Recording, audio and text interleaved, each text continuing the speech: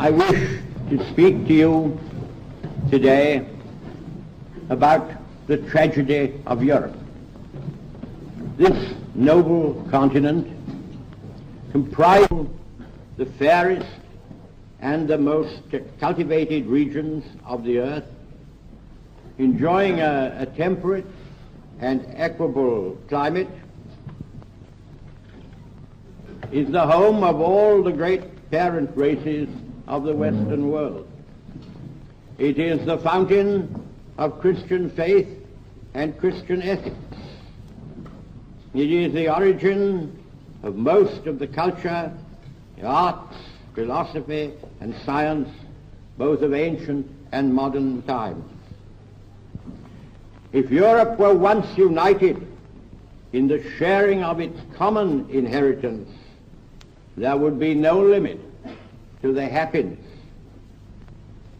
to the prosperity and the glory which its 300 or 400 million people would enjoy.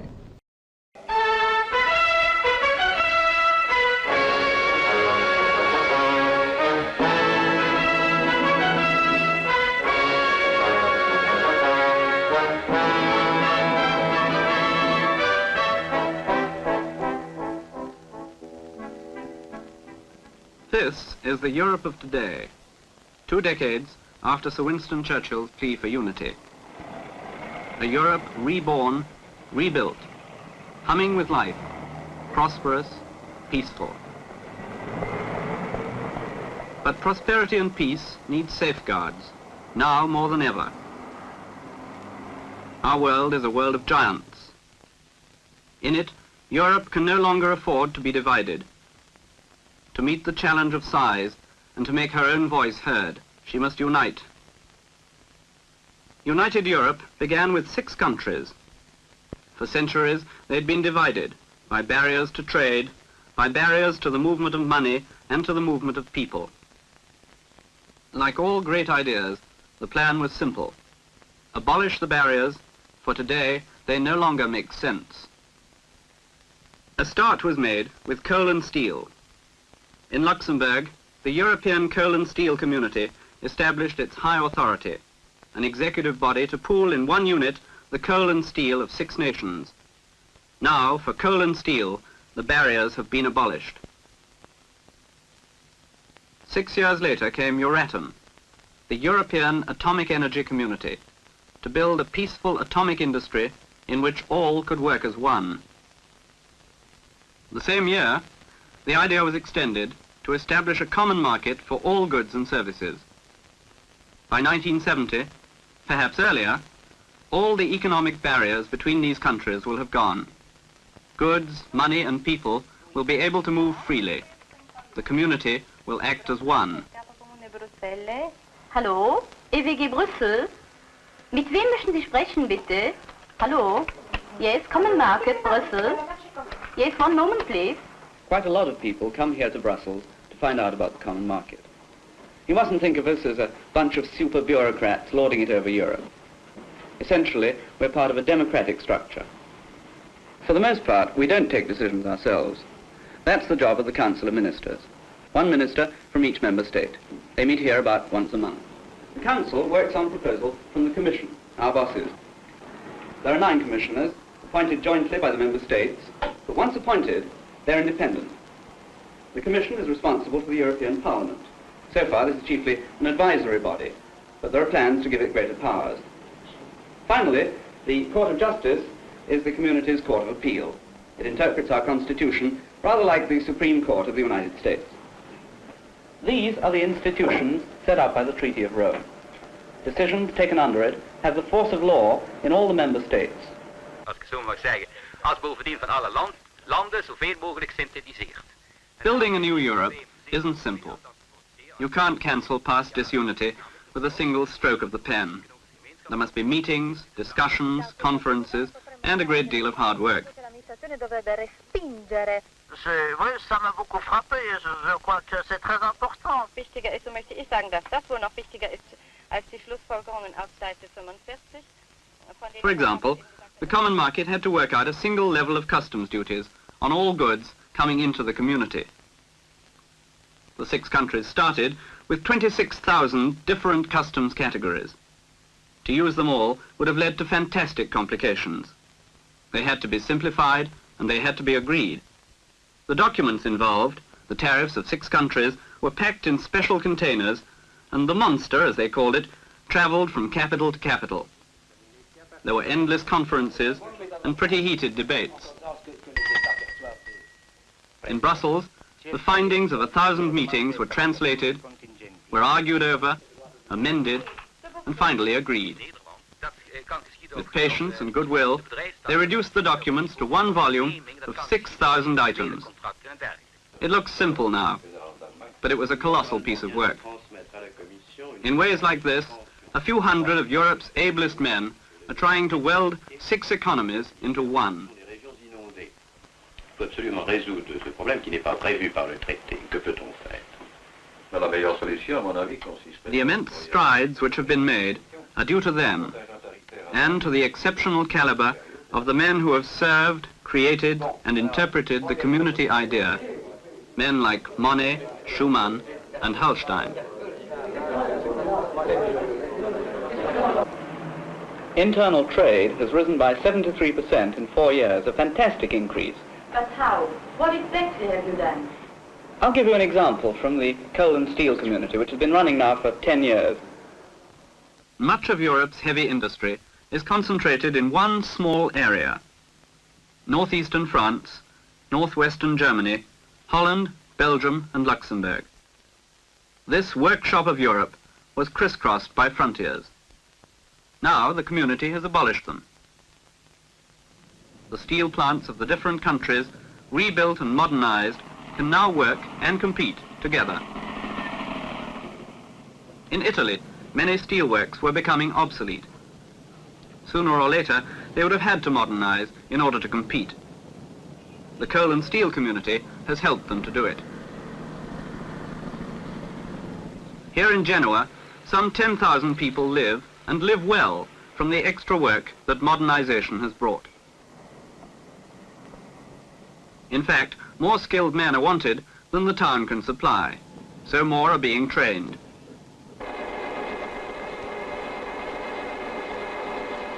Flats have been built to house them. 12,000 more will go up in the next few years. In Genoa, the community has brought more jobs and a bright future.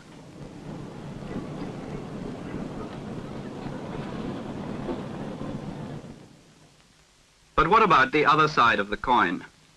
The darker side. For example, in the Borinage district of Belgium, more than 3/4 of the coal mines have been closed. The coal seams are poor, the machinery old, the coal too dear. With demand shrinking, it was impossible to save these pits. In some regions, almost the entire working population was out of a job. Here again, the European community has come to the rescue, with retraining programs and financial aid. For a year, the miners draw full pay, while they and their families are being helped to build a better future. With special funds, new industries are encouraged to move in and take up the slack. Special allowances go to the families who move into these new homes.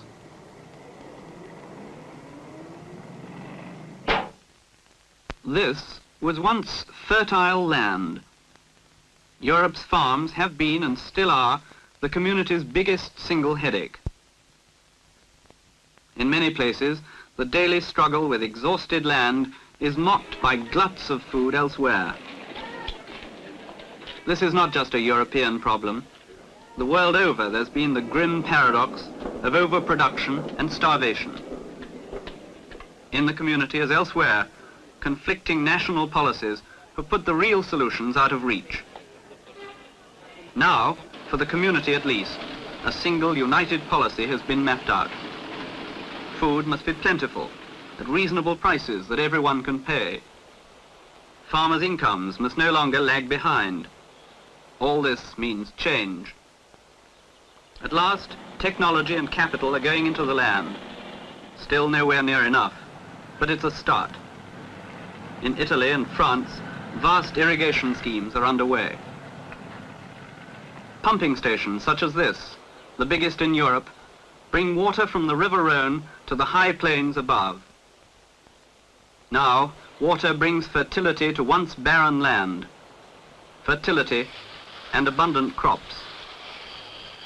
Old, inefficient small holdings have been merged. Some land has been retired. New acres have been reclaimed. These crops come from 400,000 acres of land that was once completely arid. Now it's one of the most fertile plains of France.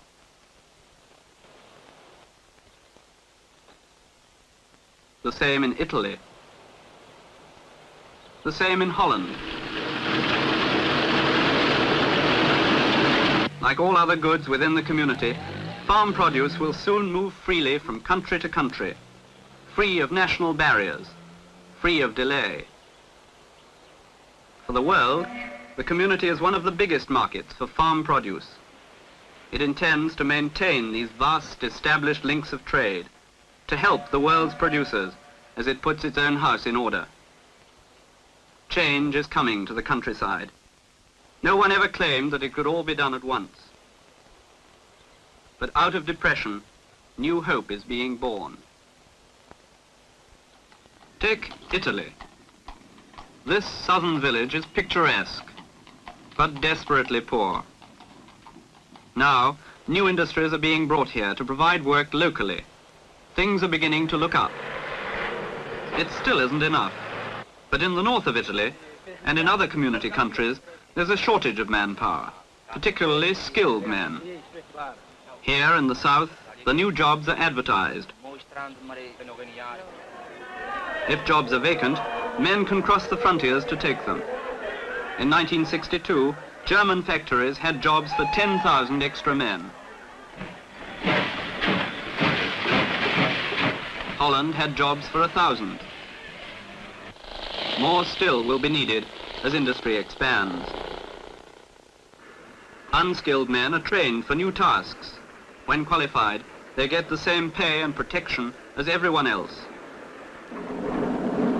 They have an equal right to flats and houses, just like the people at whose side they work. They keep full pension rights and full insurance benefits.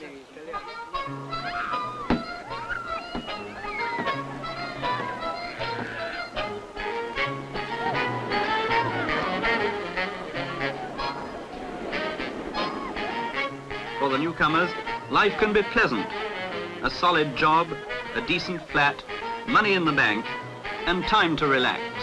Buonasera signorina, parla italiano? No? After 5 years in the new country, the newcomer has the right to leave his job, to work in any trade he chooses, or to set up on his own. For he is a full citizen, not just of his own country, but of the community as a whole.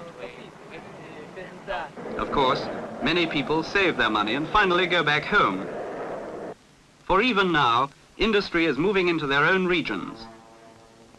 Already, wages in the community are leveling upwards. But the principle has been accepted. The right to work anywhere within the community, wherever jobs are waiting. It all takes time and thought. Here in Brussels, old problems are solved and new challenges are taken up. This is the threshold of the atomic age. At a dozen different places throughout the community, under the guidance of Euratom, atomic science for peaceful purposes is making giant strides. It has to. For 15 years from now, Europe's total power needs will be enormous. Through Euratom, money, brains and results are shared in common. No one country by itself could afford the research, development and training that this giant task involves. Euratom scientists believe that atomic power can be made to pay its way within 10 years. At Ispra in Italy, one of the first Euratom research centers is now nearing completion. 1,500 scientists from all over the community will work here.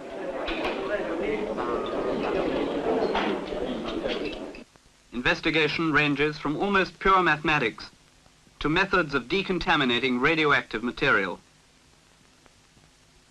Already, some of their research is seen elsewhere. In industry, atomic power will drive ships now on the drawing board. In medicine, atomic science fights cancer. Top scientists from all over the community now work together and learn to live together. That in itself is just as important as the knowledge they bring or come to receive. Their children, like many others, are being taught together in special European schools in all the languages of the community. Je suis étonnée que ce soit l'hiver.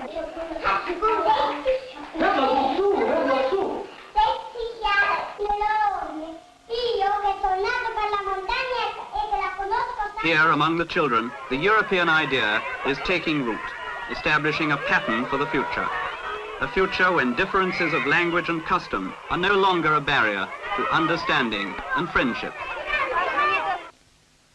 The universities of the community temper scientific and technical knowledge with the wisdom of an older culture. Europe is not just seeking technocrats, but human beings, men and women who accept the fact that the community in which they live and work is daily becoming closer knit with common ideals and common cause.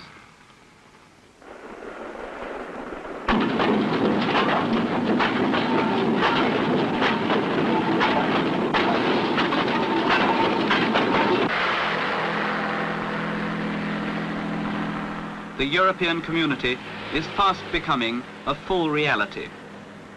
The results are there for all to see. We know that big problems remain: booms and slumps, poverty and disease, political tensions, ignorance and fear. All these are challenges on a world scale. But here in Europe, something new is emerging. The community exists and it works. Other countries may join it. Now it can take its place among its friends and allies in a partnership of equals. Already, it represents a new form of international life, hopeful but practical. A new method that may someday lead towards a peaceful and a united world.